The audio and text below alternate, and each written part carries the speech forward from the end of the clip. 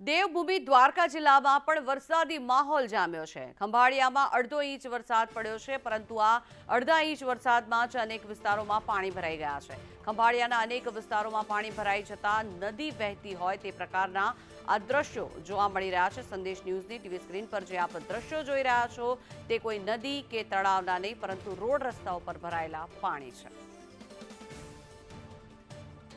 દેવભૂમિ દ્વારકા જિલ્લાના મુખ્ય મથક એવા જામ ખંભાળિયામાં આજે મોડી સાંજે જે છે વરસાદે ધમાકેદાર જ્યારે એન્ટ્રી કરી હતી ત્યારે શહેરના અનેક રસ્તાઓ જે છે એ અત્યારે પાણીમાં ગરકાવ થઈ ગયા છે। આપ જોઈ શકો છો કે આ ખંભાળિયાના જે રામનાથ સોસાયટી વિસ્તારના જે આ મુખ્ય માર્ગ છે, આ મુખ્ય માર્ગ પર છે અત્યારે ગોઠણસામાં પાણી જે ભરાઈ ચૂક્યા છે અને આપ જોઈ શકો છો કે અહીંયા જે છે વાહનોને પણ અવર જવરમાં ભારે મુશ્કેલીનો સામનો વેઠવો પડી રહ્યો છે। અમુક વાહનો જે છે એ પણ જે છે અત્યારે આ પાણીની અંદર બંધ પડી જવામાં આવી રહ્યા છે અને શહેરના બીજા અનેક વિસ્તારો એવા જેવા કે નગર ગેટ, જોધપર ગેટ, સોની બજાર, રેલવે સ્ટેશન રોડ સહિત રામનાથ સોસાયટી સહિતના અનેક વિસ્તારોમાં જે છે અત્યારે આ મુસળધાર વરસાદના લીધે ગોઠણસામાં કહી શકાય તેટલા પાણી ભરાઈ ચૂક્યા છે। સંદેશ ન્યૂઝ, જયસુખ મોદી, જામ ખંભાળિયા।